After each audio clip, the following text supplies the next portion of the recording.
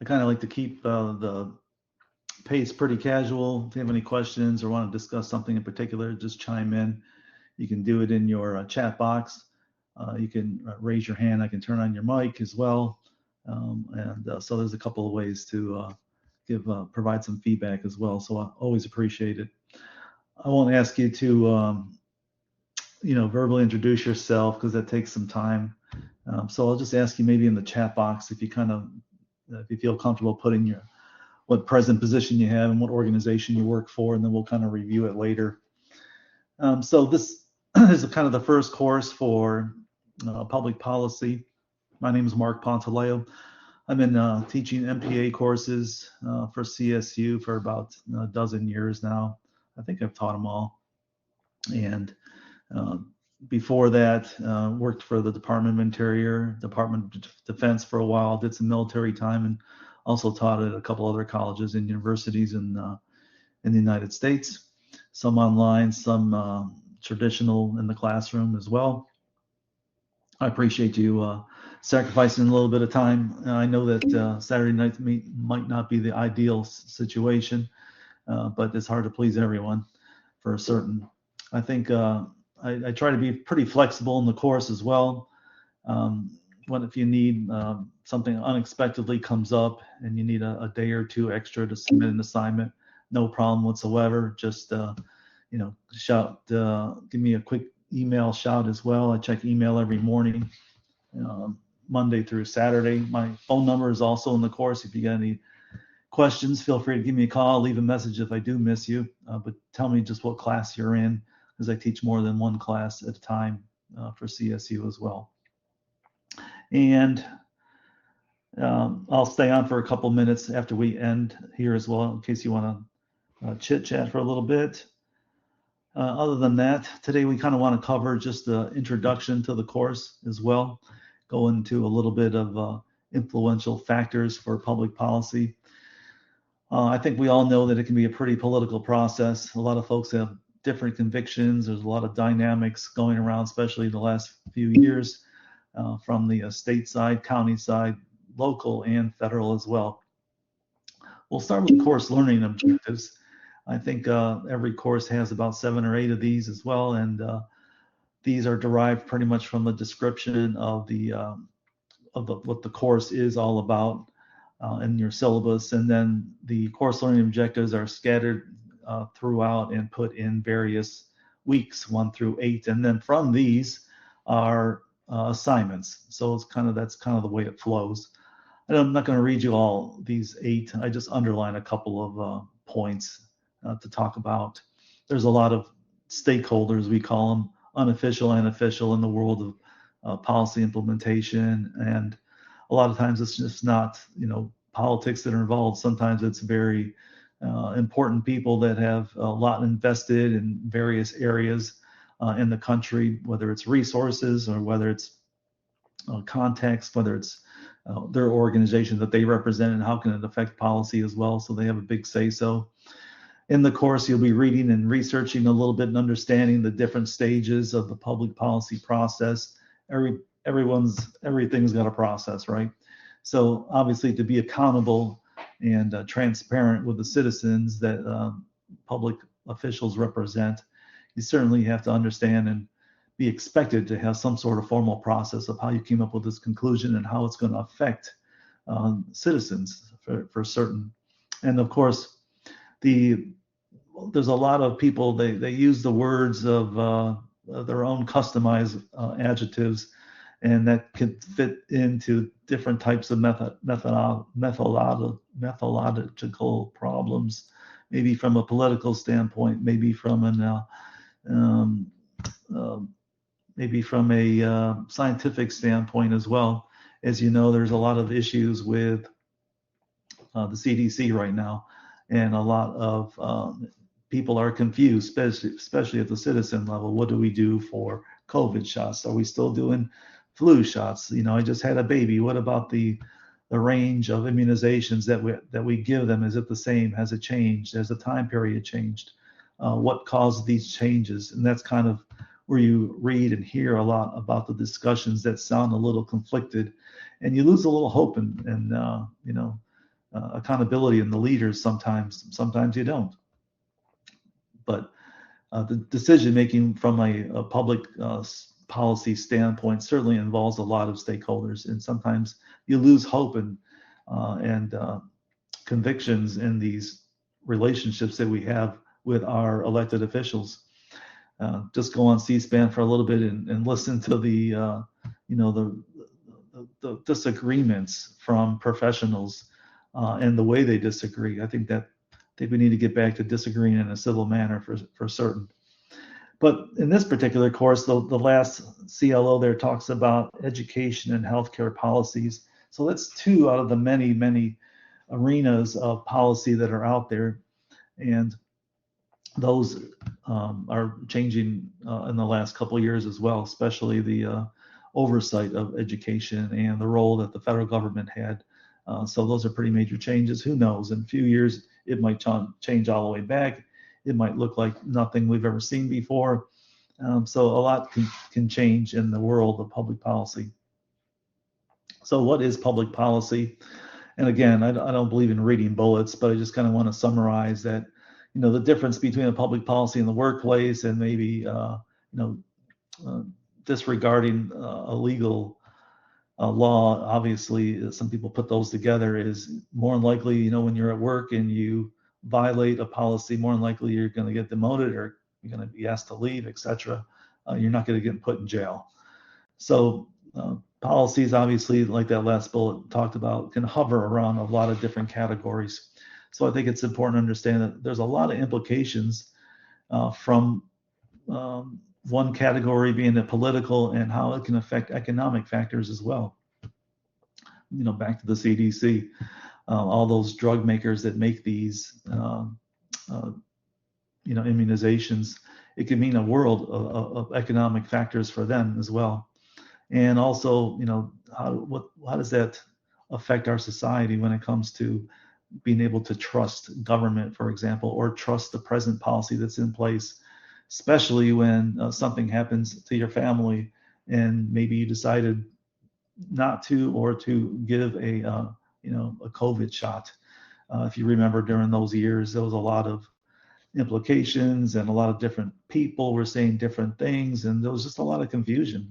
So if you're going to be one of the stakeholders to help develop policy, it's a very, very important position to be in, that you have to do your homework when it comes to research, interpretation, talking with experts in the field, talking with several experts and getting several different opinions.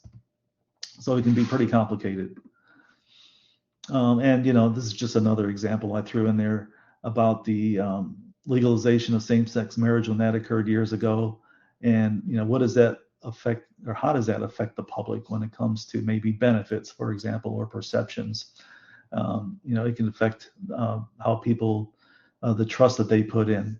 And I remember working for Northrop Grumman many years ago, and we were told at that time that our medical policy was going to change, and that we, folks with same-sex marriage were also going to be covered. And you wouldn't believe, and this is probably several years ago, the gasp in the room about, I don't want my taxes to cover their medical situation. Just, depending on how you were raised, where you were raised, your personal convictions, and sometimes those change as well. It can really mean a lot for a diversified country like we have. It can really mean a lot of implications. So policy can be complicated for certain. And then long-term issues, short-term issues. We can talk all night here about gun control as well, especially in the last few events.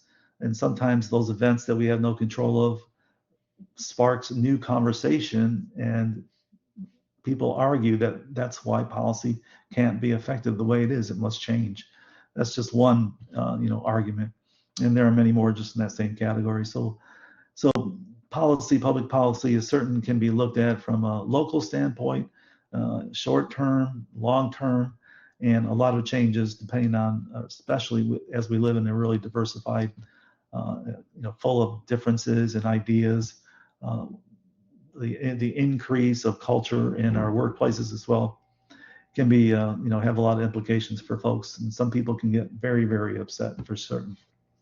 And I just wrote down the workplaces in the policy that goes from the city to the various states, and how it affects your personal family. And then of course at all levels, again, policy can be derived from a lot of different examples. I remember a real simple one when I was in Pensacola, Florida years ago. There was this Pizza Hut that started to serve alcoholic beverages there. And they weren't aware, their management team weren't aware of a local ordinance in the area that you could not serve alcohol near or within a certain distance of a school, an academic setting. So there was a big uproar about that.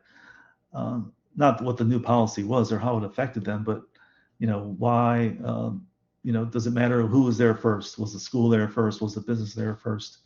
And how that affected economics. So it can mean a lot of different things to a lot of different people in a lot of different scenarios.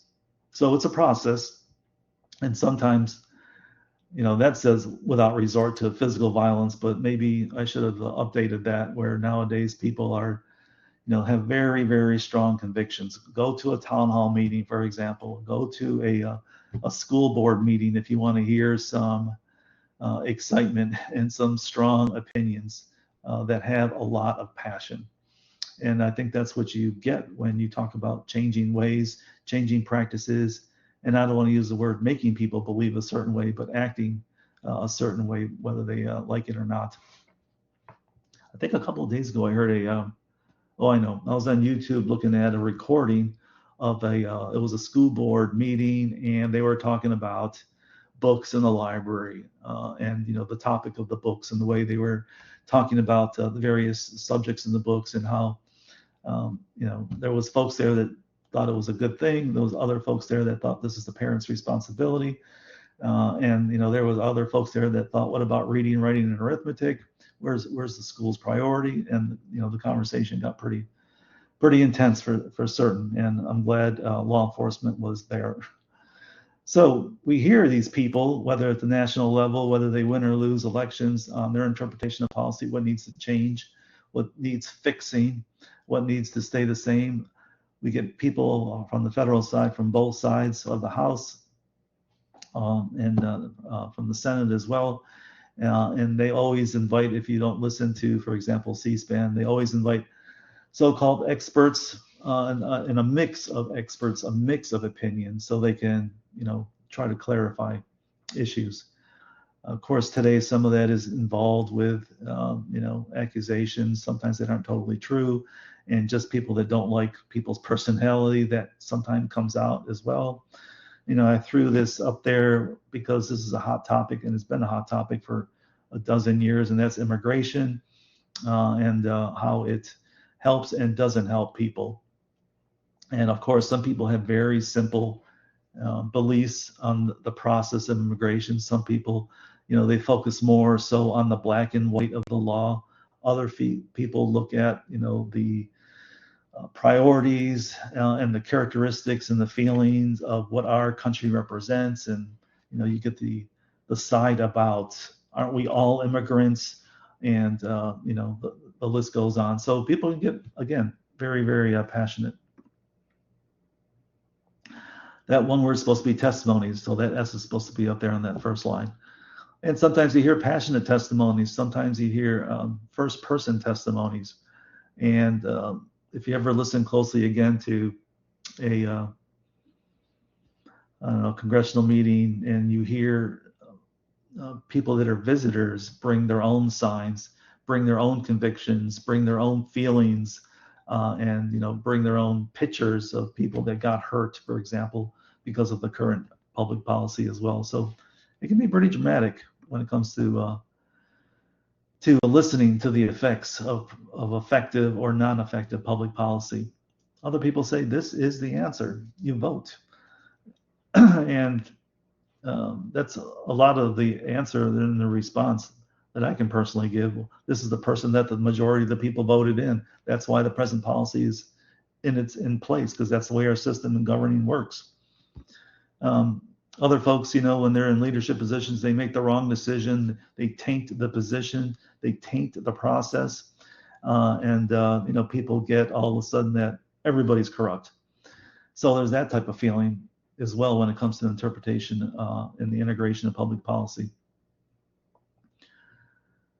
So this last bullet here says, let me see, looking at the information about the problem, talk to other people before they decide. Yeah. So again, some people, their priority is for the the people that they represent. Some people, they get their most accurate information, they believe, maybe from the media as well. Today it's social type of sources where they get their information from. So actually some of these I think we talked all about these as well. I remember first hearing about when the COVID shots first came out. What was going to be the policy of who gets them first? What parts of the country? Should it be just all medical individuals first? Should it be senior citizens first that could easily, catch it more so because they're on the older side compared to medical staff that are a lot younger that have maybe less of a risk? So again, a lot of room for argument in the public policy field. As you research various topics and you get to pick a few, make sure that people did a thorough analysis of the topics that they selected. What were their references? Were their research results statistically significant? And whether it's medical doctors arguing over a point, whether it's super expert economists arguing a point, we scratch our heads if that's not our area of expertise, and we say, why can't they agree? They're from the same field of expertise. So it's interesting to have good civil discourse.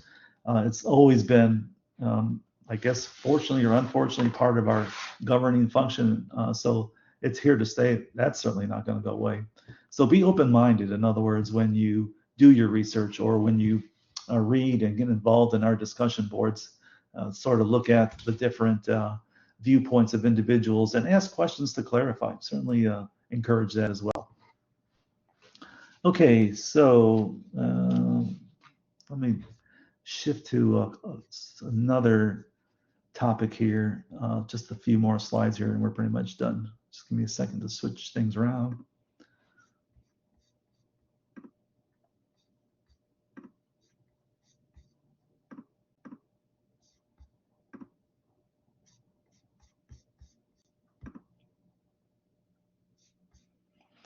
And I want to focus a little bit on the sources of individuals, where they get their information, and when they get the information is one more important as far as source goes when it comes to public policy, especially from an elected official's standpoint. These are some of the sources of where they get their feedback from. I can tell you that a lot of people are very busy, especially elected officials. They have a large staff, and a lot of times, they're the ones that do the research and come up with conclusions and come up with the options. But I believe that personal relationships probably are the most significant, or I should say influential, when it comes to taking sides or interpretation of present policy or maybe new policy that needs to be drafted. People depend on people that they trust. And I think it's important that they talk to strong relationship type of characteristics of an individual that does their homework, has good horse sense, and that can be trusted as far as the message goes. The message itself has to be, sometimes the hardest part when it comes to policy interpretation is what is the question? And that's a lot of times it's misunderstood and misinterpreted. I recall listening to a Senate discussion, and the senators were asking these research experts that worked for the CDC, the one that got fired, and then the dozen that left because that one got fired. These were all people that looked at the research, looked at the body of information, and decided whether it was a good idea to change maybe the immunization cycle, for example. What does the data say about that? I read a new conclusion, as wild as it may seem. They were trying to pick up on the causes of autism. And obviously, one of them, what they're trying to do today, anyway, some research is that immunization cycle that's been around for a long time. Another one, a far-fetched one that I heard of like 2 days ago, was that um, circumcision may cause autism. I almost fell off my chair. I was like, how did they get that, relationship going? So it's amazing what you hear on the news, what you see, yeah, what you see flashed on the screen, Richard, and and how believable it is. Well, hey, you believe it. How strong do you believe the media? How strong do you believe the people that they interview? So the message can be really lopsided. It can be challenging to understand. Okay, I want to be open-minded about this. Where did they get that from? The media itself is very influential, as you know, especially the way they present the news with a lot of, character, a lot of drama, a lot of end of the world type of summarizations on their news pieces. It's interpreted that people that listen to that in that particular communication style take it more seriously. So again, the party that you represent, sometimes people just strictly take the stand of what the party stands for, because I am part of the party as well. So again, very conflicting, very confusing, and it can be challenging to interpret. Personal interest and passions, we have our own things that we're interested, topics that we're interested in. And to tell you the truth, when you do some research for yourself for the course, either pick something that is in your swim lane that you feel totally comfortable researching, or if you want to be a little more outside your swim lane, this would be a great time to pick a topic that you really don't know much about and you're interested. This would be a good time for the next set of weeks to think about that as well. So we talked about the staff a little bit of these individuals that are elected, and the people that they select for their staff, the people that day in and day out talk to elected representatives or appointed representatives, where they put a lot of trust in them as well. I can tell you that a lot of the questions that are asked on these not confirmations, but Senate and congressional hearings are worded by their staff. That's why you'll see sometimes notes passed to them while they're right in the middle of interviewing. They put a lot of trust in them as well. So you pick the one that's most important for yourself, and make sure that it's justifiable for certain. Policy recommendations. When it comes to explaining in writing, it's important that you have some sort of formal mental I would say cycle of information, and remembering some of these, that when you want to put something together in writing that's going to sway someone or change their mind or elaborate on the issues that they should be standing for, that you include some of these. For decision makers, they love options, right? Make sure you identify the target market, and I'm not going to go through everyone. Make sure you identify the target market pretty accurately. What are the strategies getting to the point of policy implementation? Because once all the homework's done, you don't want to end up with the wrong policy. That would be catastrophic. So make sure it fits the stakeholders, the certain demographics of your region that you represent. That's where the remembering the audience comes in. And then, the implications for people that live in the community, where that you represent, for example. And remembering that any recommendations that you give to appointed or elected officials, that their staff is going to read it first, because that's part of their job, screening information that comes into the office. And they got the good pile and they got the bad pile. So just remember most effective ways to get through your point. And I think this is the last slide. What's the most effective way? What's the most persuasive way to touch base? And face-to-face is always the best, Remember that, and then the rest kind of follow.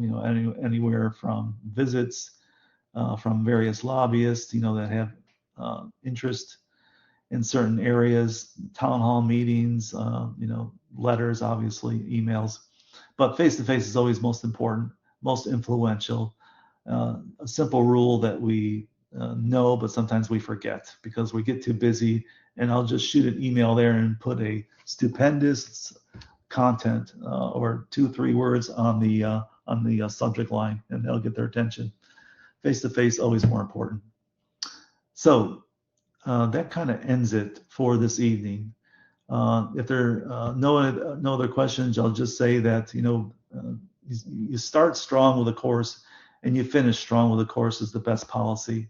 I can tell that with papers. People will give a really good in-depth introduction, maybe even a couple of paragraphs, and by the time they get to the end, they've kind of ran out of energy, and they've got 3 sentences for their summary. So when it comes to your efforts, especially when writing papers, start strong, finish strong, put your references in there. I'm not going to go through APA tonight, but if you do have any questions about template, format, etc., just give me a quick shout, give me a quick email, or maybe you got a topic and you want to make sure you're going down the right road.